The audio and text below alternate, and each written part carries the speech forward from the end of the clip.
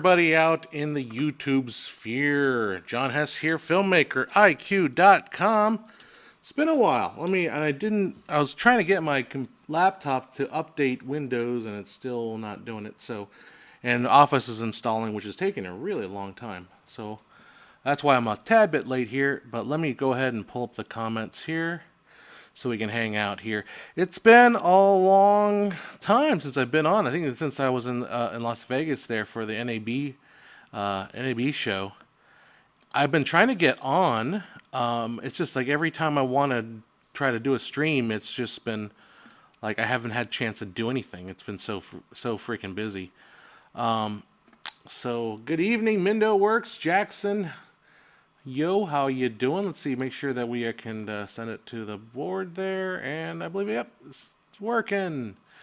How you doing, folks? So, other than kind of being somewhat depressed with the state of my house, I've been trying to get my house in order. I had so I tried to order a walk-in tub for my mom, which has a jacuzzi setting in it, and it's real nice. I got it, and apparently the plumber tested it out. It was leaking. So they had me call up the manufacturer of the plumbing. I think it was SW Group, Home Products, sold through Home Depot, Universal Tubs. And that company that manufactures them was a complete and utter disaster. Absolutely horrible. Like the worst people in the face of the earth. If they happen to catch a disease and weren't feeling good, I would not feel bad about that at all. But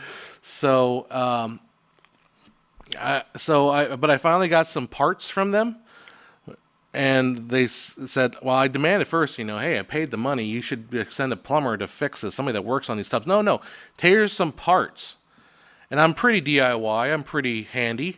Like, okay, I got the parts. I think I found the leak. I think the plumber said this is the one that leaks. So I replaced the part. It didn't look like there was anything wrong with it, so I replaced it anyway. And the plumber came back, tested it, and it leaked from another place. Oh my Lord. In another place. Mindo says he used to be a plumber back in the day. Yeah, so the problem is also the plumbers don't want to fix it because it's not there. It's the manufacturer's responsibility to give you a tub that doesn't leak, especially when you first buy it, right? So the plumber doesn't want to touch it, although the plumber's like, okay, let's see if we can help you with this. And, they just said, we're not responsible for it. But the tub was leaking from two other jets that were harder to get to, and I was like so frustrated. I just got really pissed off, and I knew I wasn't going to contact the manufacturer because the manufacturer is a complete just joke of a company. SW Group, if you're Universal Tubs, sold through Home Depot, not cheap, right? But awful, like horrible. I would call them up and say, I need technical support. Okay, please hold. And I would hold for 15 minutes hearing the same 16 bars of music, dun dun dun dun dun dun dun dun dun dun dun dun dun, over and over and over again for 15 minutes, and then finally click. Oh, hello, hi. Is this technical support? No, this is customer service. Let me get you to technical support. Please hold. I was yelling at this company, and I don't want to even deal with them anymore. It's like, nope, not dealing. So I called Home Depot and said, you know what, here's what you're going to do. You're going to send me 2 tubs, and I'm going to send back the one that doesn't leak. Now, I obviously haggled, because obviously I didn't really want 2 tubs. I just wanted a discount. I got my discount. They're sending me new tubs. So my tub just went back today. My bathroom upstairs for my mom is still all torn up, so it's been months. And I think I ordered it back in February. So that's the background of what was going on. It's absolutely horrible. Mindo says, manufacturing across the board is bad, no matter what country, really, just bad luck. And I think also on the same flip side of it, customer service right now is really hard. And I was at the eye doctor yesterday, optometry, because my glasses are getting kind of old and they're scratched up, and I'm like, I need to get a new prescription. And the poor girl at the front, the lady, the customers are yelling at her. because they're like, I need to get my appointment thing set up. Everyone's just overworked. It's bloody awful. It really, really is. It's just an awful time to do anything. So anytime I get like decent customer service or even pleasant customer service, I'm always like really try to be overly nice. Like today I had to send back a monitor because I have a preview monitor I use for my work, and there is 1 pixel line that's black vertically, and then 1 pixel line horizontally that's black. And I've tested all different cables, I've tested everything. There's something wrong with that monitor. Something happened to that one vertical and horizontal line. I don't know. Hey Rick, how you doing? Thanks for the super chat. Hi John, I'm out on the garage cleaning up. Good for you. Getting ready to do some filming. Awesome. Wrench for more wrench mine. Yeah, Charles says new eyeglass prescription opportunity for fashion choice in eyewear. I'm going to go with something similar to these kind of I think horn rimmed glasses are kind of like my thing now. I couldn't find these particular ones. I like the red and black. That's just I love red, as you can tell. So they're kind of similar to this, and I got a pair that are also transitioning. Another thing I've noticed with these glasses is they do have the anti-reflective coating. I don't know everybody that experiences. They are slightly green. So when I'm especially when you're outside in really bright light. Now you're seeing me without my glasses. You're like, oh my God, John, how did that thumb get this streaming show? It's a talking thumb. No, but they're slightly green. So when I'm outside and I take them off, and I'm like, whoa, everything's a lot bluer. Like the colors, the tone shift is a little bit more blue. So, and it's not so noticeable when I'm inside.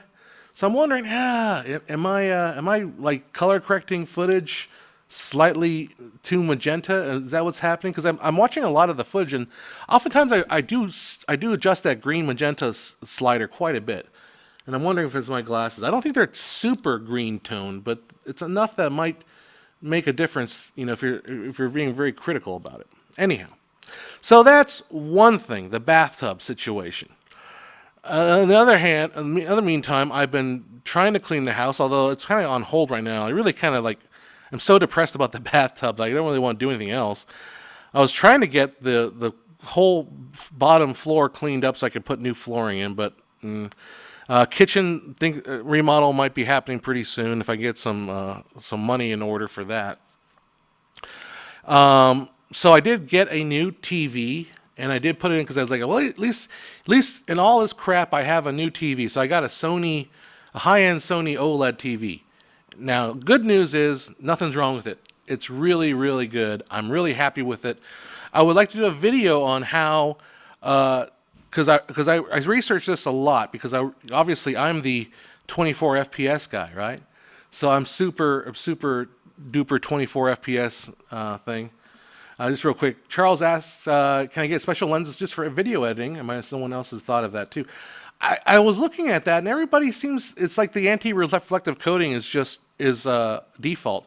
But I made sure not to get the anti-blue coatings and all that stuff. So anyhow, the TV is really good, but I want to do a video about how to get good results of 24 frames per second using an OLED TV, because I heard that was always the issue, and I did test a few things out on my TV, and yes, 24-bit or 24 frames per second does look a little jarry on certain settings. However, there is one setting that basically cures it to me, in my opinion, and it has nothing to do with the thing I always kind of butt against is people that think that a high refresh rate on a TV is a solution. Oh, you need 120 hertz. You need 240 hertz. That way you have an even distribution of frames. That's not the key, but it is part of the solution. And the solution really is black frame insertion. Black frame insertion. And my TV has 3 settings for black frame insertion. I believe it's running at 240 hertz. And it can do 1 black frame or 2 black frames, or go down to 60 frames or hertz and do a 60 hertz, 120 hertz thing. I'm not sure. I have to do some tests, but 24 FPS motion on this OLED TV looks fantastic. Now the downside with black frame insertion is that you do lose brightness. Obviously, because half the frames are black, so they're not going to see any bright. You're going to see a hit in brightness. But that's fine, because when you're watching a movie, You're not watching it in daylight. You're watching it in a dark theater, so you should be used to being watching it in dark. Zero in one in zero. I believe that's how you pronounce it. Have you seen everything everywhere all at once? I did a live stream immediately after I watched it. If you want to watch my thoughts on that, I think it's one of the best films made this year. I absolutely adore it. I don't. I understand why. Okay, it's hard for me to talk about this subject a little bit without getting a little bit annoyed with people. Like, there's so many channels out there that bemoan the death of comic book movies, and I see it too. Like, I just watch these channels where it's just nonstop criticism of pop culture, and yet I haven't seen any reviews of this movie by the same critics. And it's a little like, you can sit and bemoan Doctor Strange, which is another multiverse kind of a movie.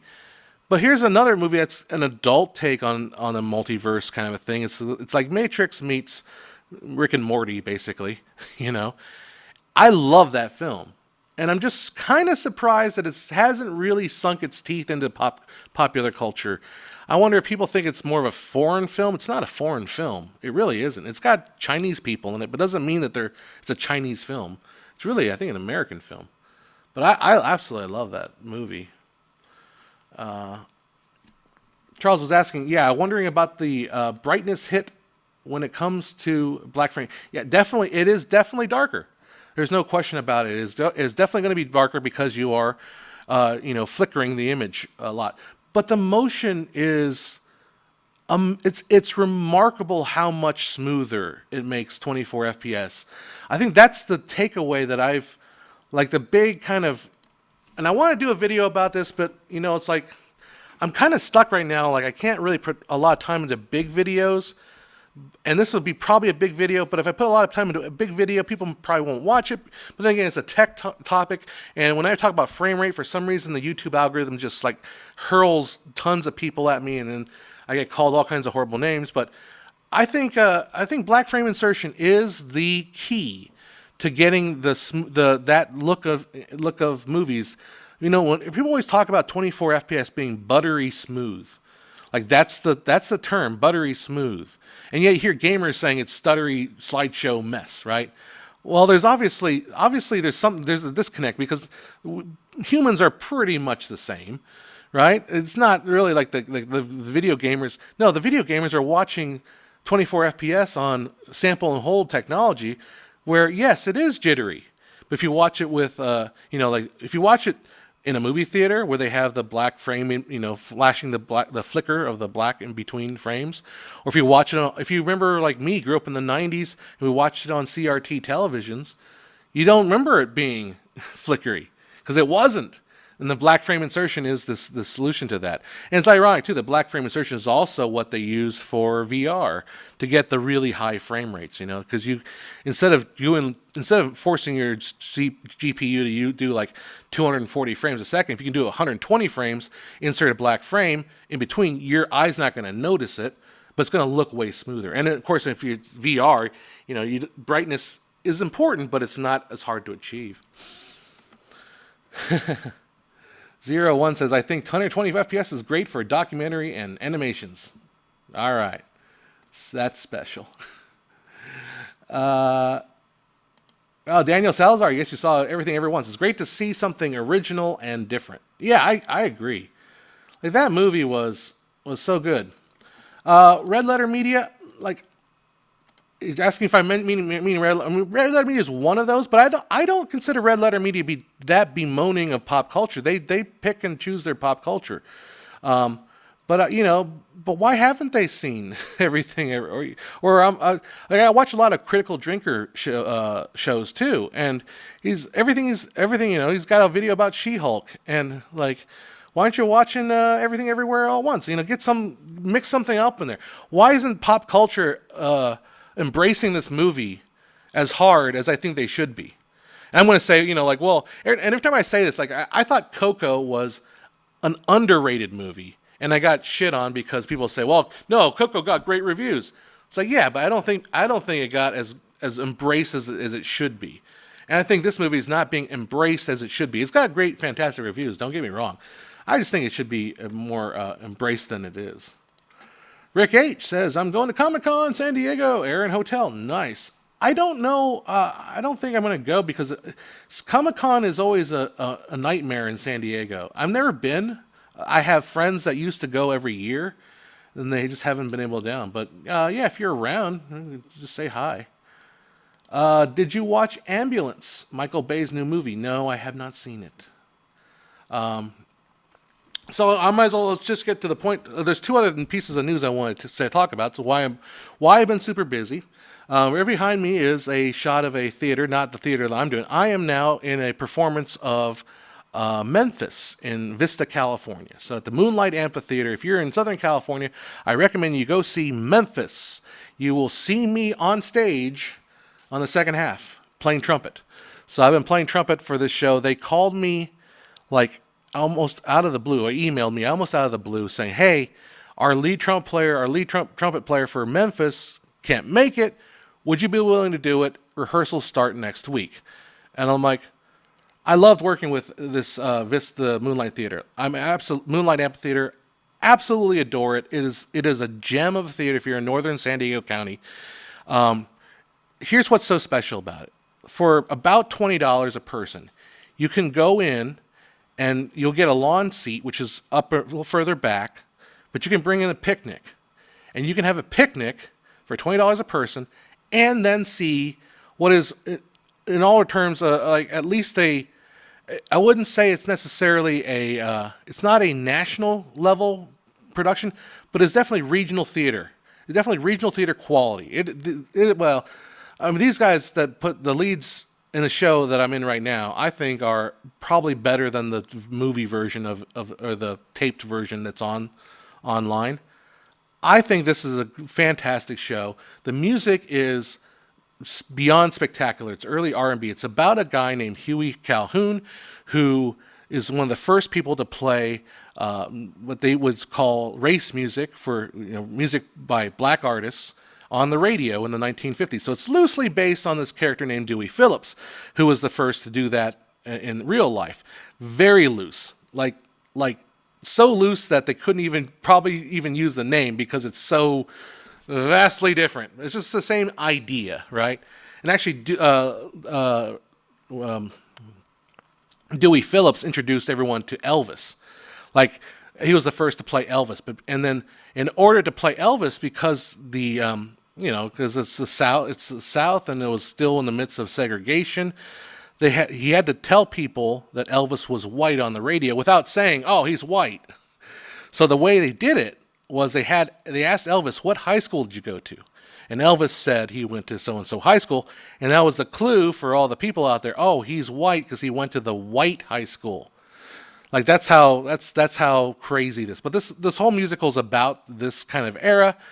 The music is R&B, gospel, tons of just fun blues, just super fun. And so, but basically, we've been performing. We just finished our first weekend on Sunday. I'm going back tonight to start our second weekend. We go Wednesday through Sundays. And I love performing with them. The company is amazing. They're super kind. They're so cool. But man, oh man, I get home late at night. I get home at like 11:30, and I am wired from the show, so I can't go to sleep. And so it's really messing my brain up. So if you're in San Diego County, if you're in LA County, Southern California, go to the Moonlight Amphitheater, see Memphis. And I'll be doing later their show Ragtime, coming up later in August. But Memphis, yeah, totally fun, but it's killing me. But I love it. I love everything I'm doing in that show. So the other piece of news, the other piece of news is Pedro Silva is trying to fix his flip-flops. So anybody with some advice on how to fix flip-flops, definitely send it out there. And Charles Hoffman says, regrettably, quality does not automatically guarantee an audience, although it helps. Yeah, the thing that I was talking about bristling against, and it wasn't just Red Letter Media or Critical Drinker that don't talk about this movie. Even though I was even looking up for Kermode from the BBC. Now maybe it hasn't opened up in England yet, but why hasn't Kermode reviewed this movie? I mean, what bristles me is that there's so many critics about pop culture, but when a good movie comes along, or even a decent movie, no one talks about it. It's like it doesn't exist. But we're so quick to bash stuff. We're never quick to celebrate stuff, and that really bugs me, I guess. I mean, hell, that's what I try to do on this channel. I try to create good content, and sometimes it doesn't work. Sometimes I get very fewer viewers, and now maybe I just didn't hit the right topic or I didn't hit the viral topic, And I'm not trying to chase those things. As a personal, as a personal belief, is I don't want to try to chase certain kind of topics just to throw my voice in there. So, oh, did Kermode review it? I was looking for it. I just didn't see it. Oh, just recently. Maybe he recently reviewed it. So I'll have to check out what Kermode said about it. I'm sure he probably. I think he would have liked it. So I just think it was a cool movie. Anyhow, so yeah. So the other bit of news is if you are in Southern California and you want to take a class from me, I am now officially an associate faculty at MSJC, which is Mount San Jacinto Junior College. So I will be teaching a class, Video 1, there. It'll be my first time doing an actual class experience. So that'll be exciting. I met with the. So this is the story, the long story. Is I originally had this planned out. I back in 2020. You know, remember what happened in 2020? Yeah. So I went to the college and I filled out my paperwork. I got all the things. I got my tuberculosis test because I was once exposed to a guy with tuberculosis. So every time I have to do a tuberculosis test, yep, yeah, I know. I got the tuberculosis bug, so I gotta go get my X-rays to show that I don't have tuberculosis, as you can tell. So I did all of that. I literally filled out the paperwork, signed my union card or whatever they make you do, and the very next week they shut everything down. And the college kind of no, you don't exist. So and the program was dead basically for 2 years. There was no video program at the college, so there was nothing to do. So I just emailed the supervisor, hey, I'm still in the system, I think, and what are you guys doing? Maybe, things are opening back up. Maybe we can get the video production classes going again. So I will be teaching one course over there on Thursdays, and I'll do the labs on Fridays. Mount San Jacinto College, look for me. If you are in the area, you want to do a class. I think it's going to be mostly like an intro to Premiere. The way I was described, I think the students will be producing 3 documentaries, and we're going to increase the level of complexity. What do I have planned for the class? This particular one, I'm just getting my feet wet, so I'm actually going with a pre-built class schedule that the creative department's already been working on. It's called Video 1, Introduction to Video. So I believe it's going to be kind of more like an introduction to Premiere. We're going to start off with a real basic video, then we're going to move up to go out and shoot something, and then finally do something closer to a sit-down interview with B-roll. I believe that's the course. I haven't gone through the actual courseware yet, but I think it'll be fun. I've never done that, so I do a lot of that stuff online, but online's a little different. And when I'm doing my videos, so a little inside baseball, I'm not I have to draw the line between am I trying to instruct you on how to do something, or am I trying to entertain a popular audience? And you're usually kind of weaving in between, because sometimes you want to obviously create something that's worthwhile for people, for filmmakers, but the numbers, the audience stuff, I'll get more numbers to the audience. So you have to kind of play your strengths, not strengths. You have to kind of go between the two. Yeah. Someone's already worked up a curriculum. Yeah, basically, and I'm just kind of going through it. I think in the future, if I got like familiar with the setup, I can maybe offer to do like, okay, let's do a course on, I don't know, we do a film history one. I don't know, I maybe, but it has to go through accreditation. There's a whole lot of things I have to figure out how to do. But or I could do a what you call it, like cinematography or something like that. This might be a dumb question, but do you have a podcast? This is basically the podcast. This is basically what the podcast is, the live stream. I don't really have a podcast on top of that. Hey, it's Tim. Tim says, a kind of a sidekick in helping John, but my name is regrettably not Marianne. Yes, we've hit Tim in the head many times. We've done all kinds of things. Today he's at an amusement park with his students. So he's obviously not being very amused if he's sitting on his phone watching this bald guy talking. And Tim says, hey, John, keep up the great work. Well, I'm just right now. So on Monday, I had to take my car for an oil change, and it's my oil change place, repair shop, is about 4 miles from my office. So I decided to walk 4 miles to my office, and I walked back. And unfortunately, I just don't have like proper shoes, and my feet are killing me, and it's still killing me, man.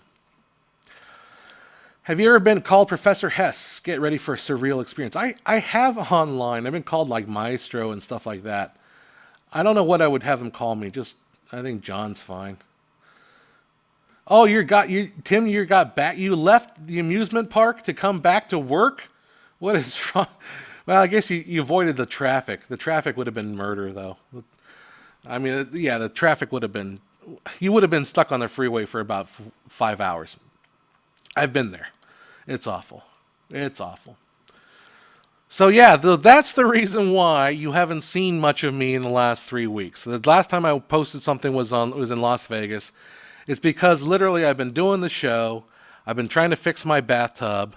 I've been kind of dealing with a little bit with getting familiar with the college system, and then I've just been super just busy doing stuff, and then honestly, the mess around my office and my house got me depressed. So I don't have a lot of energy to do stuff. And I've been doing some work too. My business is still kind of like getting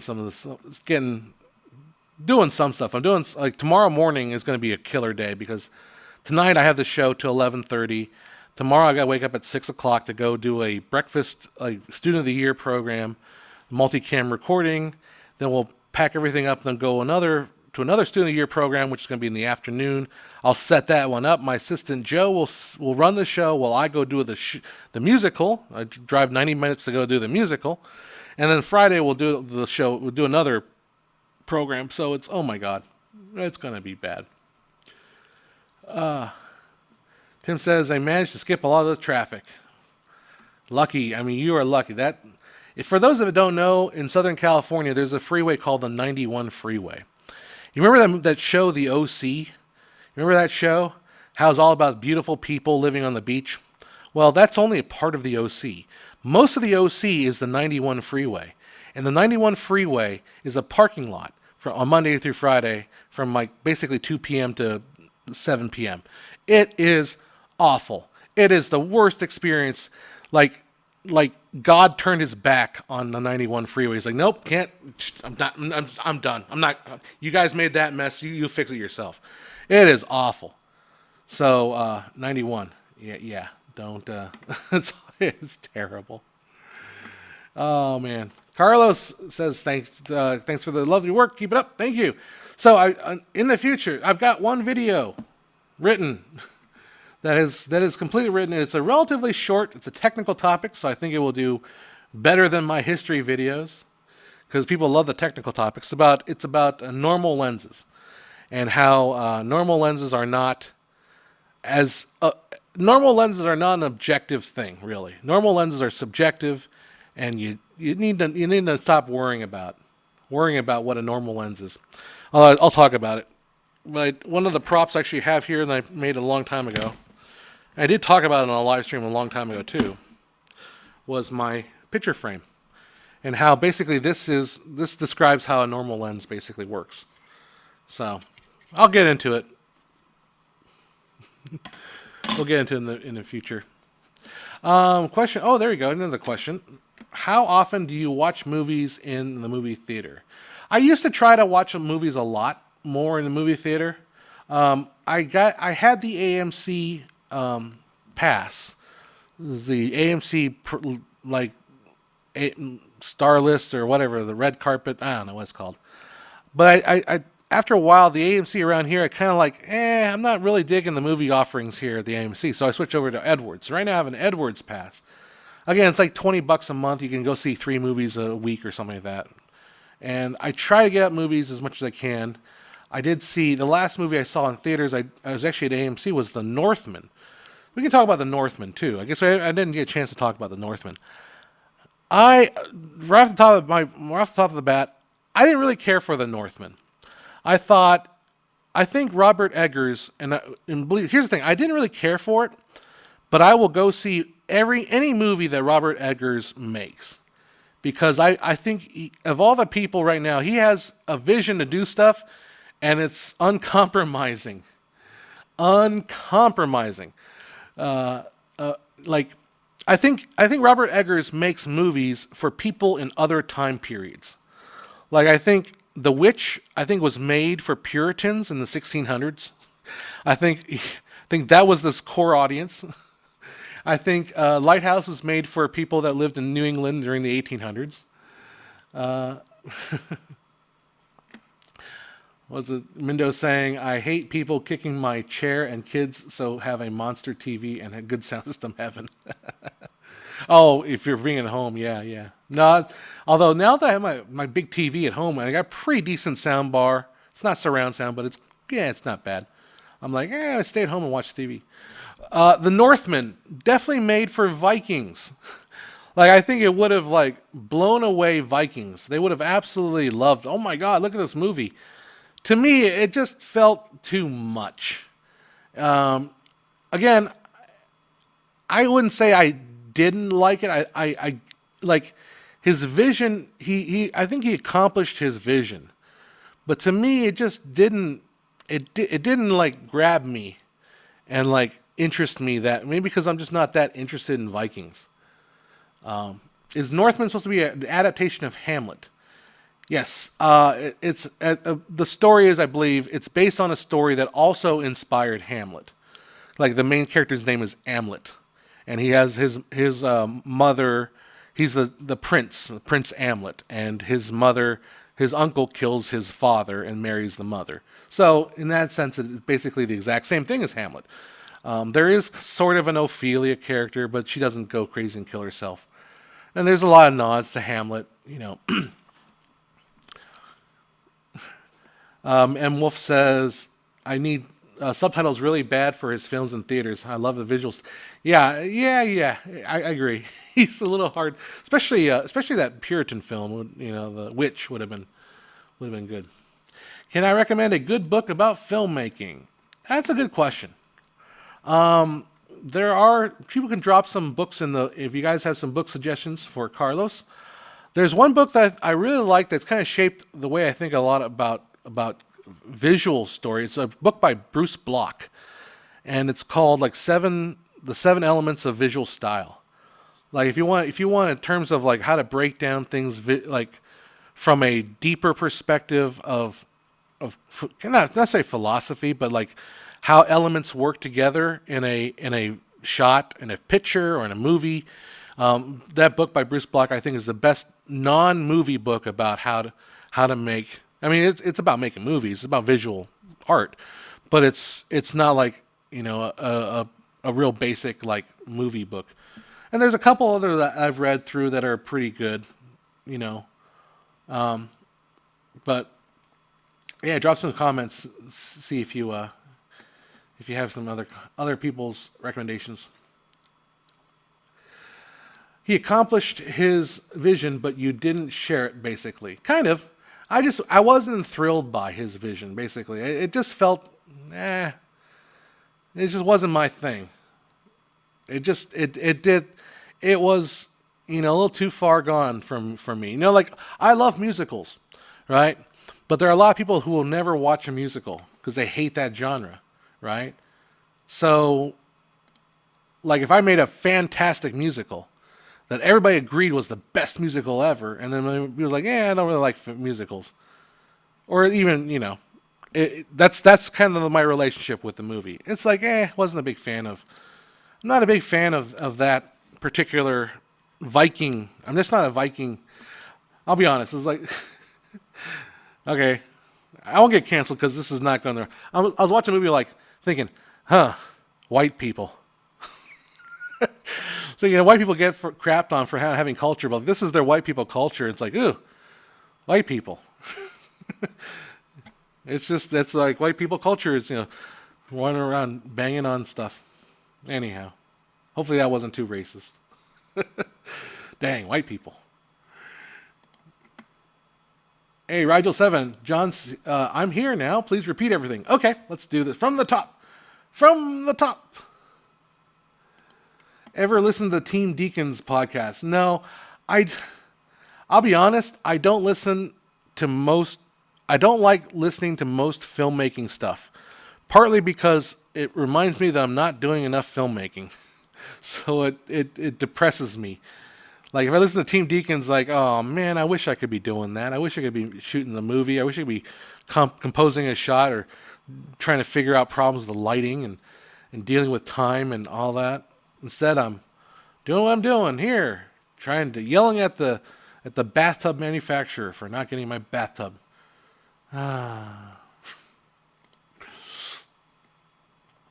What movie are you looking forward to the most?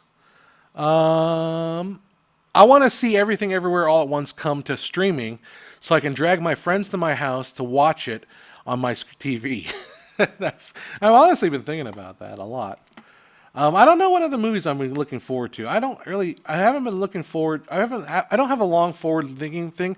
And I find also, I talked about this in my review of Everything Everywhere All at Once.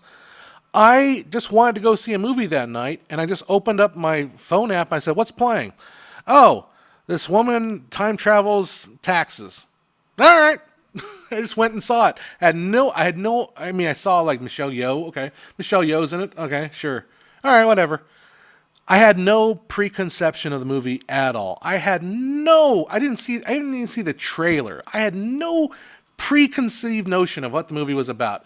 And every time I do that, almost every time I do that, now, of all the times I do that, I always walk away with the most profound and beautiful experience of the movies.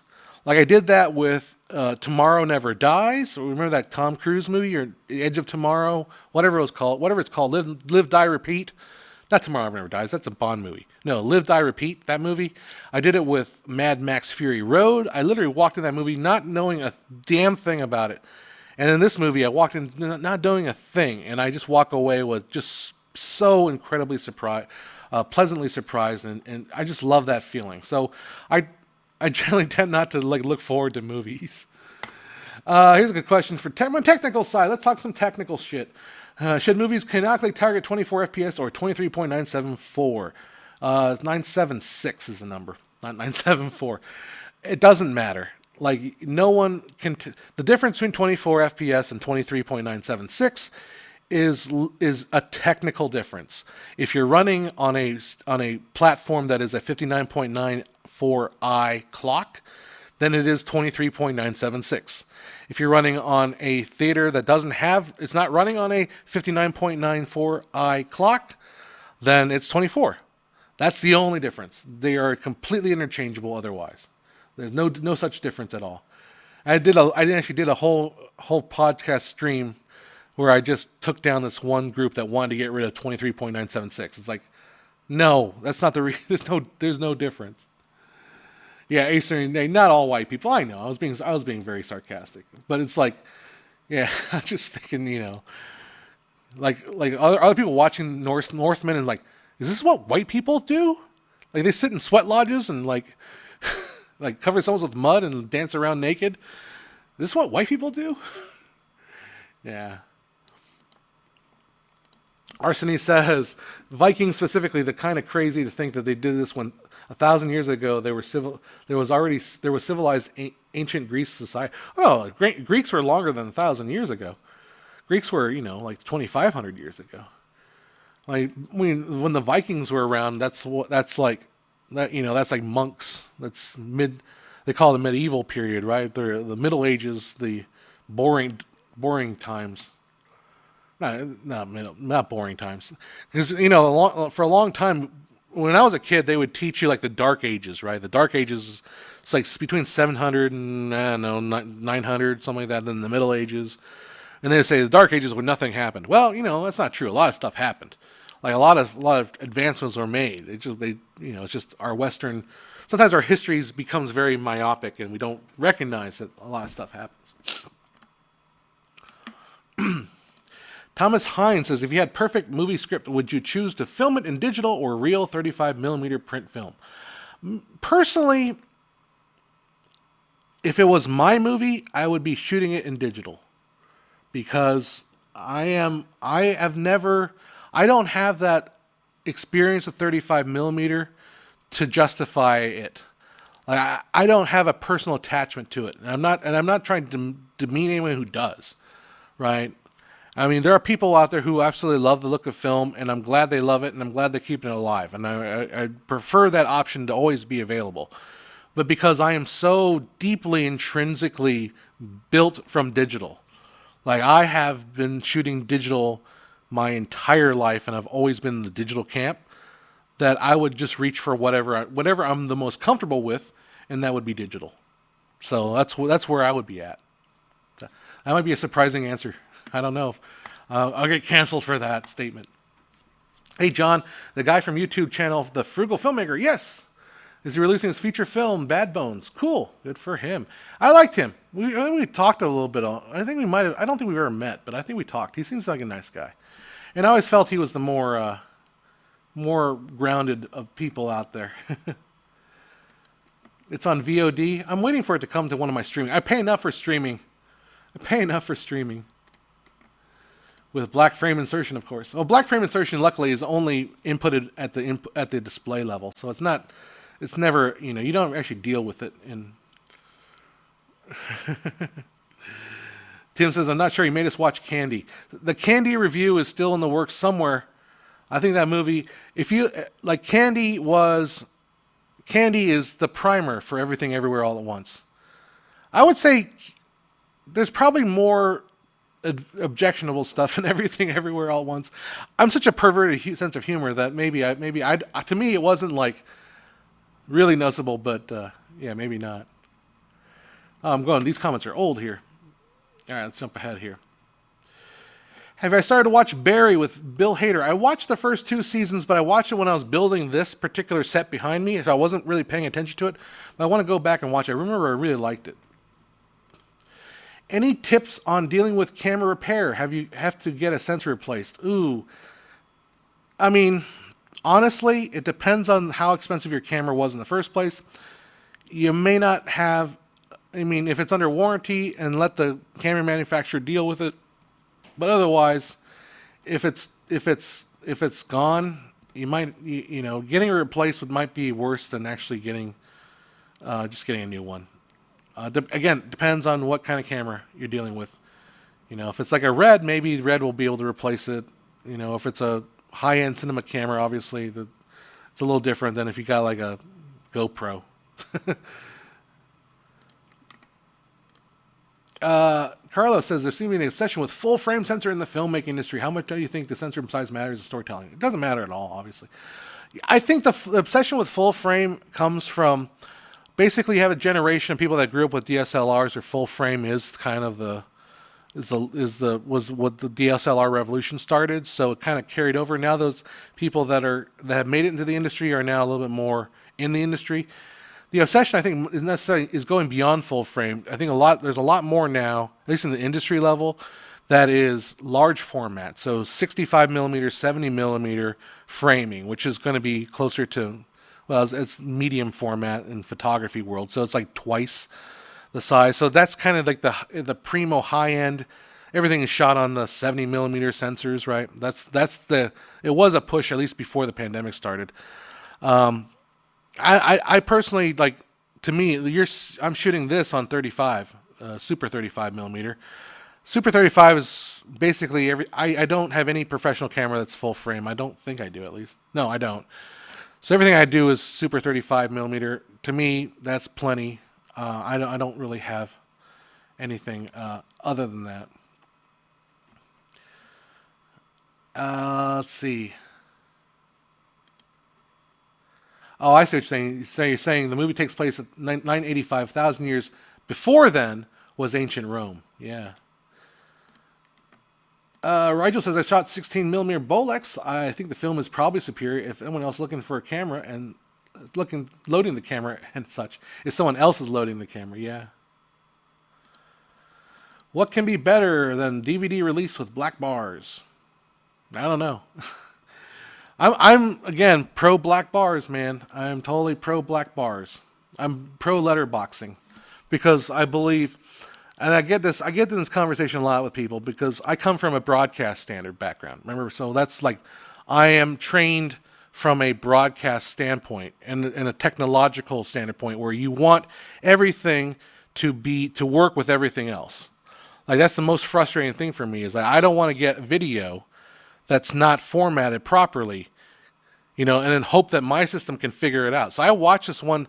I remember I watched this one documentary from a relatively prominent Twitter personality, and he shot it in the scope aspect ratio, but he submitted it to this streaming service, and the streaming service treated it like 16:9 footage because it didn't know any better, right? So I watched the whole entire thing with everybody's faces squished real tight. Well, had they like followed the actual protocols, which is deliver us a 16:9 footage, and then put your black bars if you're doing scope, then we would have all been happier. Now I realize, obviously technology will solve that problem, right? If you make the streamer a little bit more intelligent when it recognizes that, I can readjust. But again, I come from broadcast, so I'm always advocating people to follow the broadcast standard, and then alter it for whatever the broadcast standard is 16:9. Alter it for whatever aspect ratio you have. That's the way I've always been. That's the way I preach. Anyhow, if you shot something and you know it's a little crap, would you reshoot it or just move on? That's a good question. I have never really. I shot. Well, I guess there's one story is on the History of Blood video we shot, and I didn't really. I thought it was like a little too gory and a little messy. I didn't feel right about it. We did end up reshooting it at a really big, like personal toll. It was really hard to do, but I mean it depends. Like I do a lot of commercial work, so sometimes you just shoot. You have what you have, and you just learn to live with it. Or learn to make it work. And luckily, I haven't really haven't had any situations where I've really fouled something so bad that I got to reshoot this. I mean, I'm not saying it won't happen because it probably will. I've reshot some things, I guess. I'm pretty sure I have. I've done ADR a couple times. Like the first time, like, oh, that was good, and I play it back, work with it. Man, I need to do this again. I've done that. Candy, the Heath Ledger movie? No, the movie from 1960 something or another with the guy that plays Addams from the Addams Family, the original Addams Family, the TV show. Arseny, remember when the 5D Mark II was where it's at? All those cheap DSLRs. Yeah, I still have my 5D Mark II. I've kind of retired it now from photo work because the focus is not very good on it. Have I seen the Northmen? Yeah, I have. Just rewind a bit. You'll see me talk about it a little earlier in this stream right now. Let's see. Thank you so much for your wisdom. Oh, I'm the ultimate homie. I hope so. So Anthony watched the Northmen last night and really loved it. Wish Edgar's Nosferatu. Yeah, no, Edgar's Nosferatu would be an interesting movie. Basically, like Edgar's can just make. I hope he makes whatever he gets. I hope he gets to make whatever he wants because. He is like he's not cool. Like Edgar's doesn't make cool movies. He makes movies with intricate details and attention to kind of his. I don't know how historically accurate the movie is. I'm heard it's probably historically accurate. I hate when anybody does those. Is this movie historically accurate? Because it's an ad for the movie, and they're never going to say like, well, this is not true. This is true. Obviously, there is some give and take with history as far as any movie is concerned. But he's like the nerd that will show up with the book report and just going to blow everybody away. It may not be a movie that I would make, or anybody, it may not be a movie that most filmmakers would make, but he would make his own thing, and God bless the man. Even if I don't particularly care for the movie. All right. Arsene says, I remember how every YouTube video in 2015 looked the same because everybody used 1 to 3 same cameras and same pipeline. Yeah. Is The Northmen a Conan the Barbarian remake? I don't think so. Oh, there you go. Josh says he got to talk to him in the New Hampshire Film Festival, and I got to talk to Eggers about a lot of cool stuff. That's cool. Yeah. All right, what time is it now? 5 o'clock? I can hang out for a little bit longer. We'll go for an hour or so, an hour and a half. Let's see. Go back to here. This one. Anthony says, I don't follow things too closely to avoid potential spoilers. Yep. But I remember stumbling upon some info that's hard to get it off the ground. I can imagine Edgar's getting hard stuff. It's hard for him to get stuff off the ground. So I got to see the editor for Everything Everywhere All at Once at NAB. I didn't get to talk to him. I was kind of in a hurry to do some other stuff or just get going to drink or something. But I liked he was presenting for Adobe because he used Premiere to cut the film. When obviously a lot of us are there, Premiere users were like, "Yay, somebody actually used Premiere for something." And I just liked his approach. He was talking about how they shot the film and how they edit the film and how basically the filmmakers they're called the what's the name of the directors? The Bryans. I'm trying to remember the name. It escapes me. But there's 2 filmmakers. They both have the same first name. So the chat will throw it in there for me. I'm just blanking on it right now. But they also came up kind of like us in the YouTube space that we start off as everything. We do everything. We write, we edit, we shoot, we direct. We do it all, right? So what they would do when they shot this film is... Oh, somebody's trying to call me. I will call them back. So what they did was they would let the first director take a shot at editing it.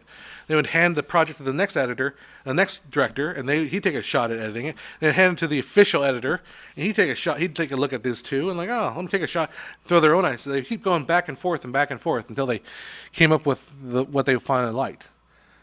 So the Daniels, thank you. The Daniels, that's their name. Daniel Kwong and another Daniel.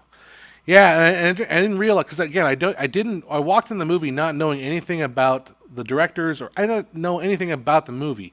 And I was like, you know what, this movie is a lot like Swiss Army Man. And sure enough, that was their last movie, was Swiss Army Man. So, if they're using Premiere, typically are they loading the entire movie in it, or they limit to say?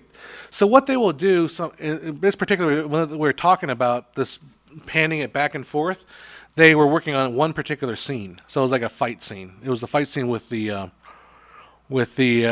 fanny pack. So they're showing off the fanny pack, and then eventually it all gets dumped down to this one massive timeline. And he was showing off, like, this is what the timeline looks like, and it's just this horrible, 30 video tracks, 100 audio tracks, not 100, but 50 audio tracks. And just this big giant mess, right? He put it on Twitter, and somebody on Twitter is like, "This is absolutely unprofessional. I cannot believe this. Like, my timelines are nice and tidy." And people are like, "Dude, no one gives a crap about your timeline if your timeline isn't tidy. Your timeline should be good enough so that somebody can understand what's going on. That if someone needs to come in and look at it, like, okay, this is what's going on here. You obviously don't want to. You want to be like, you want to be so untidy that it's tripping you up as far as your workflow. But if it's a little bit untidy, that's just the way it is. And what I liked when this editor was talking to us in NAB was like, creativity is often messy. It's okay to be messy when you're creative because that's how creativity gets done. You try different things. Because this movie is all about trying different things. There's a lot of stuff being thrown at the screen. It's a lot of ideas. So anyhow, that's what I had to say about that. All right, so let's go back here. Any good anecdotes from filmmaking? I have a lot of them. I just don't know what. I mean, I got a lot of stories, but I don't know. You gotta prime me, and I'll probably go down a sidetrack. It's hard for me to just think out of thin air for something like that. Little out of left field. Would you ever watch a full-length 3D movie like Avatar? What do you mean? Would I ever watch a full? I've watched several full-length 3D movies. In a meta quest. Oh, in a meta quest, like in a actual goggles. No, I would never watch a movie wearing goggles. I think that's stupid. I'm sorry. I just think it's just like watch a movie with your goggles on. It's just not, to me. It's not comfortable because it's like on my face and my face is already hot. I'm like Oh, I know I was recently questioning my whole YouTube filmmaking exploration path, and after this hangout, you inspired me for another good while to keep going. Oh, yeah. Well, I'm always questioning myself. I have this idea for a short film that I want to make. And I keep getting cool ideas for it, and I've had this idea for a long time. And I went to Las Vegas, and I went to Omega Mart, and I was kind of like blown away by the trippiness of the place. That really inspired me to reach into that deep, dark, spiritual trippiness, kind of blow your mind kind of a thing. And I saw everything everywhere all at once, and it further like this is a sign I need to make my movie. And I don't see myself making it for a while. I just have too much stuff to do. Arseny Hall says, "What do you think about Corridor Crew using Adobe products or not using Adobe's products because it's buggy?" It's true. They're a little bit buggy. I'll be honest with you. I've had some issues with Adobe. The fact that here's the thing. Here's the honest truth. Why I still use Adobe, because the cost of using another product is too high for me in terms of my time and where I am in my life, in my career. Like I am at this point in my career, I don't have time to screw around with software, to play around with it and see what it does and learn new software. I mean, I could if I sat down for a few hours, I could probably learn a new piece of software. Like I could probably get better at Resolve. Like I'm barely, I can crack open Resolve and kind of feel my way through it, but I don't like it, right? I just don't like it. Although in Adobe, I am a complete master of. Like I know Adobe so well that I can do anything that I want, and I don't even need to. I even have like all my plugins. I have hotkeys. I have this thing called there's FX Console from Video Copilot and editors or Knights of the Editing Table for Premiere, where I can just go. I can think super fast with Adobe, and I can't do that with any other software unless I spend weeks learning it. And if I'm doing work for my own company, why would I spend those weeks doing that when I could spend those weeks writing or preparing the next Filmmaker IQ video or doing a live stream or yelling at the people for not getting my bathtub installed properly and sending me a tub that doesn't work? That's much more fun than learning new software. Like like when you're starting off, like when I was a kid, like I was 18 years old, I would spend like afternoons sitting around dicking around with software and learning all and playing with it. Like right now, like, I mean, I still want to try to play with some things, some software and learn some stuff. But like my focus is all about goals and objectives. I have to create something, and I know how to create something with Adobe really, really well. I don't know how to do that with any other program. So that's why I wouldn't jump ship. I'm stuck with them until they piss me off. So to the point where like it stops working altogether. Then it's like, but most of the time it's like when Premiere it bugs out on me, and it's been bugging out on me quite a bit with my. I don't know if it's my computer. It's my computer's kind of getting a little old, or if it's just me, or maybe I'm just doing something bad. I mean, I'm just living with it right now. Anyhow, let's see what some of the questions here. What do you think about Dolby technology, particularly Dolby Vision HDR? Is it just pure? I think HDR is probably the next step as far as picture quality. I really do believe HDR is visually good, interesting and pleasant enough that it will be more and more commonplace. Although, eh, eh. I mean, it's nice, but eh. I mean, it's really like when you watch good HDR, it's like wow, that's bright. But after a while, it's like, well, I don't necessarily want to stare at bright stuff all the time. My timelines have 5 or 6 video tracks, 2 or 3 audio tracks, the FX tracks. Yep, I do that a lot. In Adobe, I've been doing a lot of because I do a lot of live event stuff. So I put my plugins on the track. So I'll have like a recording from the audio board, and I'll just put that as its own track. I'll have its own dynamics, its own. So it saves me so much trouble because I have to do these events like every week or every other week. I just replace the track, and I've got all my settings right there. It's really useful. Do they touch up special effects with After Effects from Adobe? Maybe. I mean, After Effects is I would consider industry standard. I mean, there's also Shake and their Quake or whatever. And if you get on the VFX boards, they'll laugh at you if you say, I'm an After Effects user. Like, ha, ha, ha, ha, you must use Quake or Shake or what the hell it is. Like I think for After Effects is definitely industry standard for a lot of not super heavy duty visual effects. Although I'm sure they use it in conjunction with other things too. I'm flying to England for a few months to make a no-budget short film. That seems like there's a little bit more of a budget if you're flying to England. Going in, all in, quite excited, despite some stuff being rather risque. Ooh. Don't be too worried about risque stuff. I mean, sometimes I think we can be a little bit too puritanical with the way we think our movies are being perceived, I guess. All I say, the only thing I would say with risque stuff is just remember that depends on where you're trying to go with it. Things like nudity can limit your acceptance rate at film festivals because some people are just prudes about it and they don't want to, or they don't want to book you in a thing where they could be, because shorts are often booked with other shorts. So if somebody wants to see a short, they may not want to see your short and they may not want to see nudity, so sometimes it's better to err a little bit on the more prude side because of the politics of thing involved. But if you're making it for yourself, if you're not going for the film festival route, then you're open. How are the gas prices doing? You just want to rub it in, don't you? You just want to rub it in. All right. Nigel says, I don't care for the recent changes to Premiere. I spent 2 years on it, and they try to change it right at the end of my schooling. Yeah, I talked to the Premiere folks. It's a little different.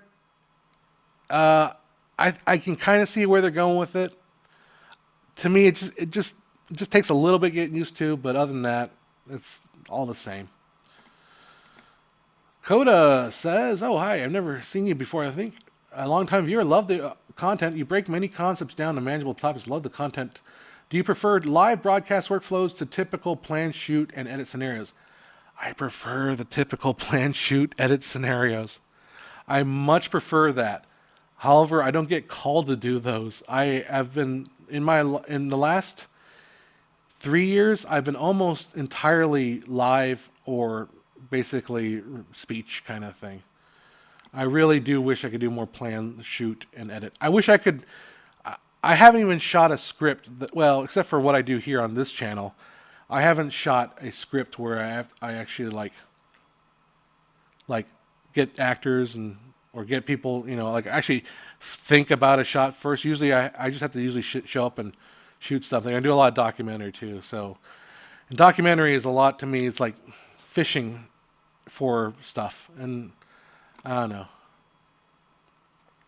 I'm ready to move on. Is there anything about DaVinci? Is there anything about DaVinci Resolve that who's you? I don't know what who's me. I just don't care for DaVinci Resolve's editing process. I just don't like it. I mean, the coloring is obviously pretty good. I mean, well, superior. Let's be honest. Everyone agrees it's superior for color rendering. I just don't like editing in it. I just don't like it. HDR is great, but the difference between plain HDR10 and Dolby Vision is way overhyped. Maybe. I haven't gotten back into that. Coda says, I sometimes work with a separate apps to compound my exports to keep the timeline neat, but also becomes a headache for any adjustments. Yeah, in Adobe Premiere, you nest all the different timelines together, and it just gets really, really, really crazy. SDR looks better to me when comparing, much easier. That is true. So one of the dangers about HDR is basically, because really it's all about the bright levels, right? If you watch my video on dynamic range, you kind of get a better understanding of the concepts of dynamic range. And SDR, you're already, like, basically you're taking a TV and you're saying, well, the black level's here, or here, and the bright levels on SDR is here. And so HDR, how are you going to get high dynamic range? Well, you really can't make their blacks any blacker, especially like OLEDs. OLEDs are already infinitely black, so you can't do that. The only way to get HDR is to push the brightness even higher. So it just means the TV is capable of really, really bright images. That might, that's fine, but if you're in a dark room, that might be kind of painful. You might not want to be looking at a really bright image. So that's kind of the problem with HDR. Is in a perfect showcase, it might be great, but for home viewing, if it's pushed too far, it can be looking bad. Don't take any of that as gospel. Just talking out of my butt. Yeah, no one gets paid unless the film gets somewhere. The movie I wanted to make, I've been thinking about whether deciding also talking about risque. I was debating whether I wanted my movie to have a little bit more nudity in it or not. Probably going to err on not having it because, again, I want it to have the most play available. But I've been thinking about like hiring actors, like actually paying. Partly because that way I can attract a little bit larger pool of talent, and also maybe gas. Gas is always terrible. I'm interning at Love's a multicam setup. How common is that? Okay, I'm talking about a narrative fiction faux documentary in general. Most television shows are actually shot multicam. Even the ones that are said, single cam, they're shot multicam. They're usually shot with two cameras. It's a technique that I was kind of talking about in my blocking video. It's very useful, although sometimes I like to go back to the single camera workflow because it gets you to focus on that one camera. But a lot of shows do multiple cameras because it depends on how artsy the more artsy it is, the more you need one camera. If you're doing like a talking scene or a dialogue scene where you just try to capture a lot and just generate a lot of angles at one time, multicam can work really well.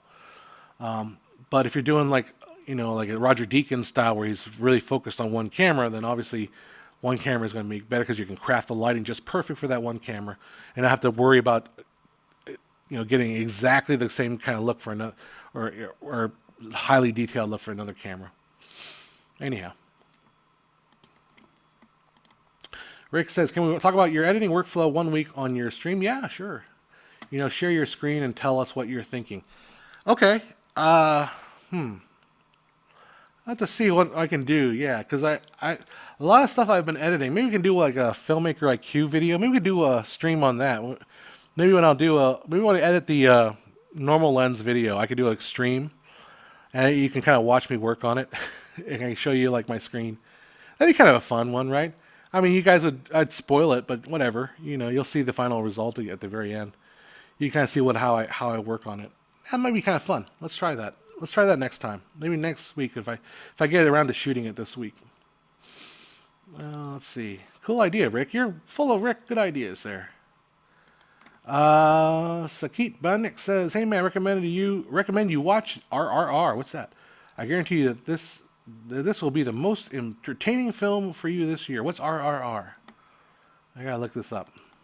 So I'm always good for a recommendation. Ah, it's an Indian film. Indian, cool.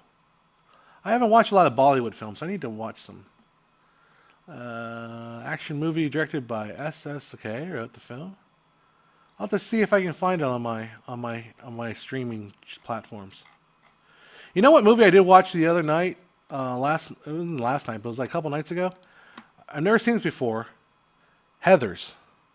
I've never seen the movie Heathers, and I gotta say I loved that movie. It was really good. I've never seen it, and man, oh man, that movie could not be made today. Could not be made today. Oh boy, no, no, no, no, no, no, no, no, no, no. I mean, and it's not your typical like, oh, they made those jokes. Well, they did make those jokes, but there's a couple of things in Heathers that, whew, spicy, seriously spicy. When you write your content, what's the best way to figure out how to guide the viewer through a particular topic? And what's the best way to gauge where to begin and where to... Oh, great question, Coda. Great question. Very hard to answer, though. So I do a technique, and if you watch my videos, you'll probably see this. I do a technique of this happens, but this happens, which causes this to happen.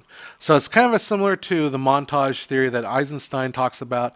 I learned it from the Trey Parker and Matt Stone video that they went to on MTV. They went to a college and they talked to students about how to write. Because most people write, this happens, then this happens, then this happens, then this happens, then this happens, then this, right? So it gets boring. But if you write, this happens, but this happens, therefore this happens. But guess what? This happens, and that makes this happen, which forces this to happen, but then this happens. So that's kind of a way to write. Instead of writing, the dog went to the park, the dog walked on the car, the dog ran to the yard, the boy threw the ball at the ball. It's like, it doesn't, the dog went to the park, but there was a cat who was lurking in the bushes, just waiting to pounce. The dog saw him right away and then ran to the, so there's that, it's the thesis, antithesis, synthesis concept. There's always conflict going on throughout the writing process. Now that works really well if you're writing like history. Like if I do those studios projects I do, the long historical form things. So I often write that in this, but this, and like there's always a conflict, right? So I oftentimes use but. Now, when I'm laying down like a science video or something, and I don't know if this is really useful or I try to lay it down as comprehensive, and I try to think in terms of how can I be super comprehensive? How can I include like true and lead you like logically to the conclusion? Like, especially with like lenses, because there's a lot of things that people don't understand about lenses. They pick up a camera and they kind of intuit some concepts about how lenses work that aren't correct. So I like to step back and like guide you through fundamentals. This is what a focal length is. This is what, this is how we determine depth of field. What is depth of field? So we go through step by step from the very beginning and then work our way to kind of understanding how the real world works. And I'll be honest, as a young filmmaker, when I was starting out, I was really hesitant because I didn't go to film school. I went to business school. So I'm like, I didn't know how to use, I know depth of field, I understand, but I wasn't able to step back and walk through the entire like logical thinking. So anyhow, that's kind of what we talk about. Do you think that Disney cash grabs have gotten out of control? I don't think it's just Disney. I mean, Disney is like, look, here's the thing you got to remember about big companies are going to want to remain big. So they're going to want to make money. So are you going to, you're not going to turn to Disney and say, look, I expect Disney to produce the next great horror film. That's silly. So don't expect Disney to go out and make like everything everywhere all at once. They're not going to make that movie. They might have a wing way out here, like Mickey on Shrooms version of a studio that's over here that dabbles in that crap. But no, Disney is what Disney is. You don't turn to Disney expecting. You don't go to McDonald's expecting filet mignon. You don't. So don't go to Disney expecting some crazy out there, really thought-provoking movie, because that's not what they do. All right, what am I missing here? Filmmaker IQ, that makes me want to watch it a lot. I'm not sure which one you're talking about. RRR, maybe? It's been fun. See you later, Thomas. I'm going to wrap it up pretty soon here. I'll probably go about 5:30. Meanwhile, back at the barn. Yes. I see. So this is how you would work in a story concept in a solely informational video. Yeah, so again, informational videos shouldn't... I lay them out like a lawyer would lay them out. You want to build the case brick by brick. So you want to say, okay, first let's talk about this foundational brick. And then you would explain that foundational brick. And you can make some jokes along the way. You can, say... But basically, we're laying the bricks, and we make an informational video. I'm going to lay a foundation. Now, when we get to the center, hey, here's how these two bricks work together. This is why this works. Is we have remember I talked about this brick? Well, this brick, and then you merge them together. So that's kind of a way to go about creating an informational video, is to instead of being just dry matter of fact. The worst video I've seen, I bought an Airless paint sprayer from Harbor Freight, and it's really awesome. But oh my God, the video is terrible. Like how to clean it, because it's so... Cleaning your Airless paint sprayer is incredibly easy to do. First, remove the valve coupling from the turn-off shaft. Turn the shaft to the off position.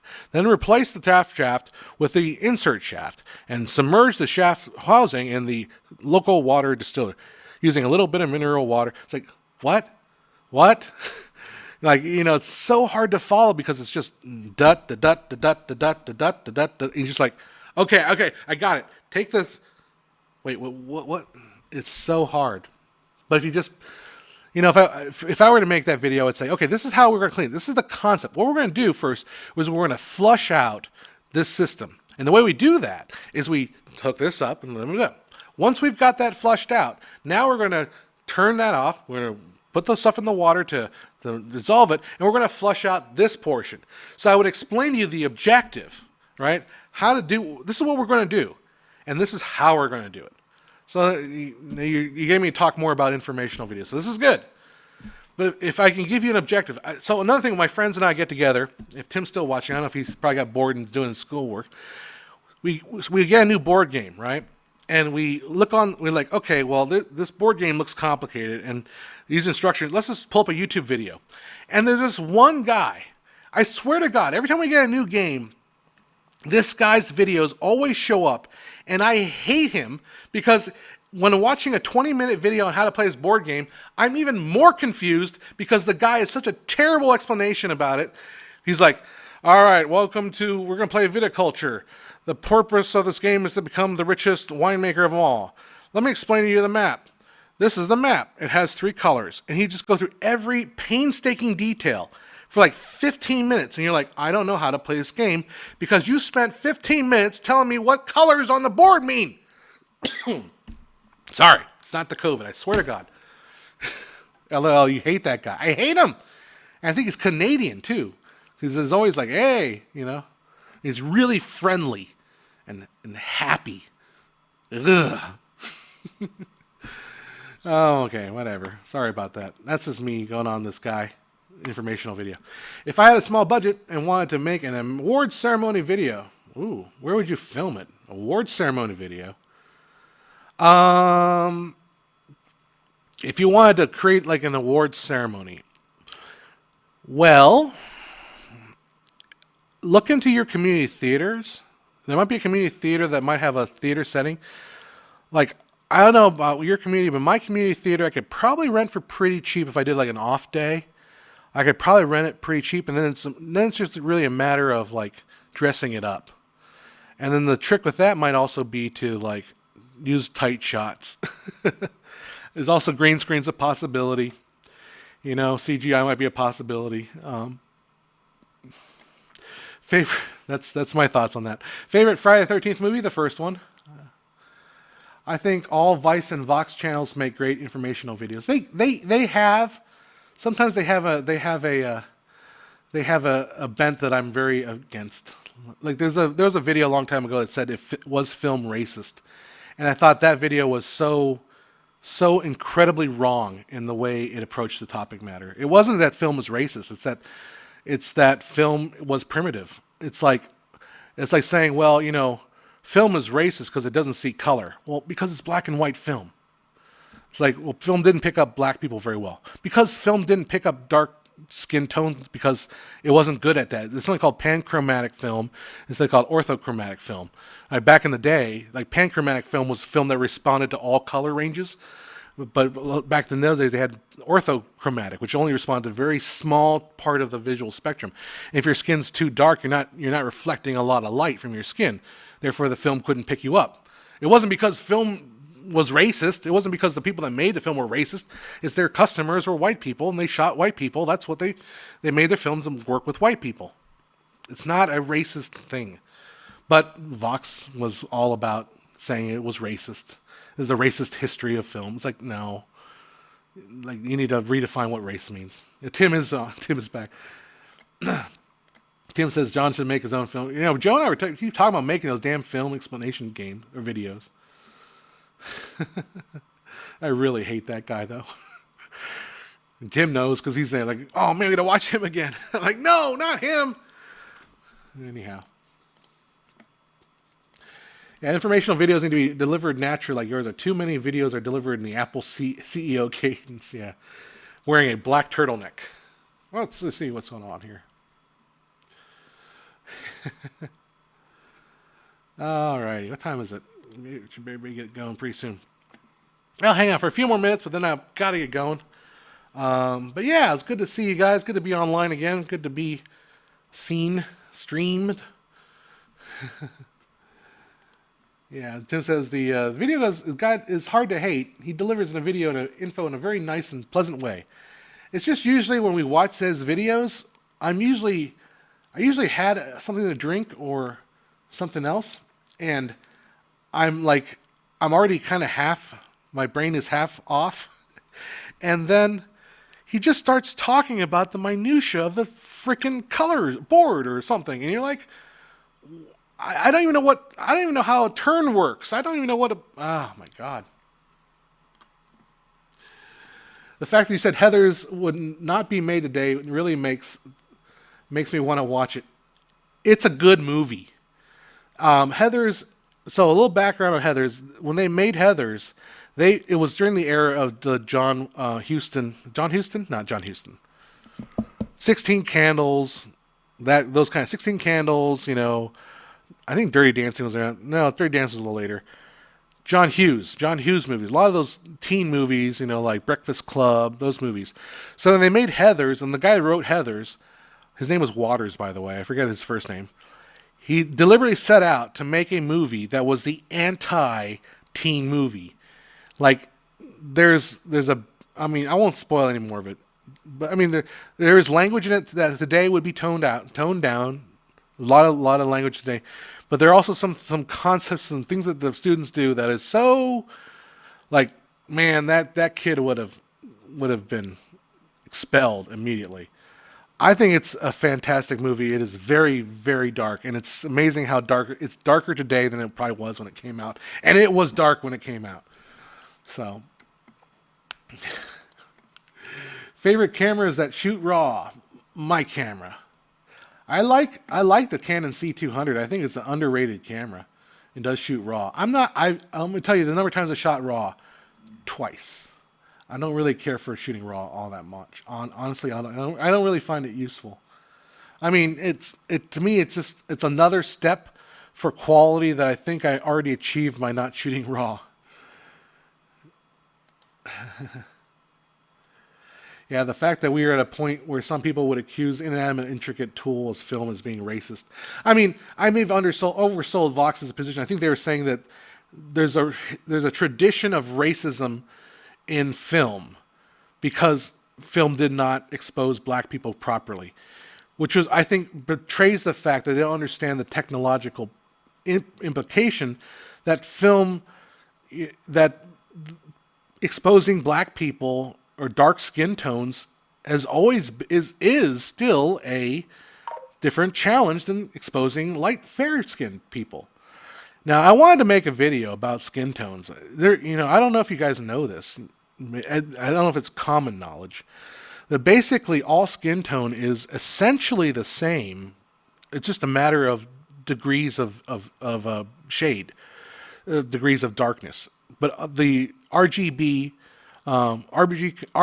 component is pretty consistent among skin tones, because really what flesh is, when you see somebody's flesh, you're seeing their skin, and underneath it is the blood, the redness of the blood.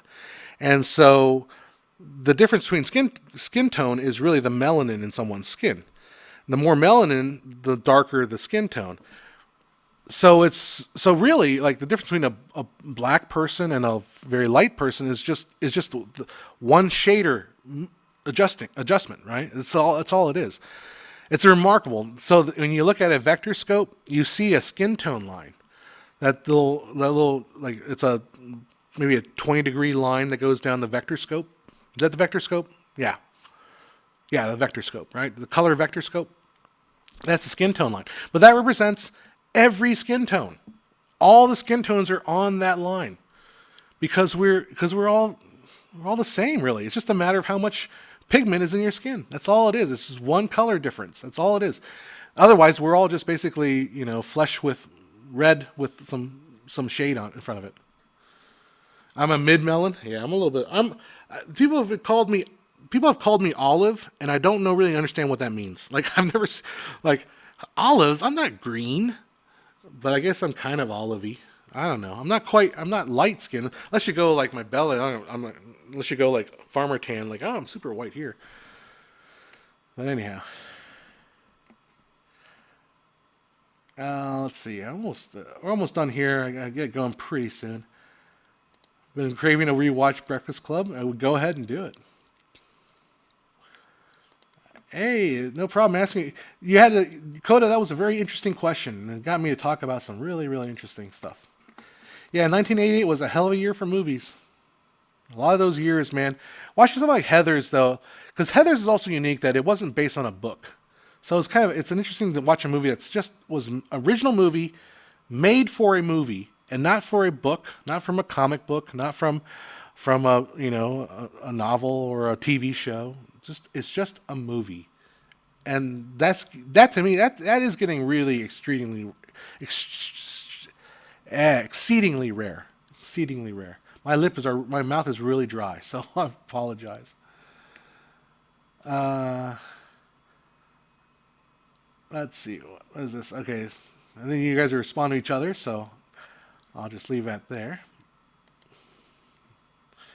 All right. It is 5:30. I'm going to check to see if my computers are working or not, and I'm going to get ready to go down and do my show, Memphis. It's real. I'm really excited. When I get down there, when I practice, I think to myself, this is where I want to be right now, at this very moment. And it all feels really good. So, cheers for the hangout, guys. I'm kind of just stretching out the ending here. So I'll try to make Try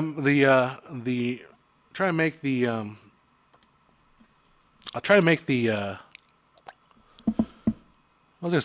make the framing video a normal video. Maybe I'll shoot it this weekend. I don't know. Let's see how I feel. But I do like the idea, Rick's idea of maybe streaming. Maybe when I get one of the segments, I can show you how I work through it. We'll do a live stream. And I don't expect to get a lot done on the live stream because, I'm talking to you guys while I'm working. But at least you can kind of see what I'm doing. might be kind of fun. All right, guys. Well, thanks, Tim. We'll get you down there. Who framed filmmaker IQ? That's a good question. I don't know. I get it. Who framed him? All right. Well done. Well done. Hitchcock said the pun is the highest form of literariness. And I agree with that. All right, guys. We shall see you later.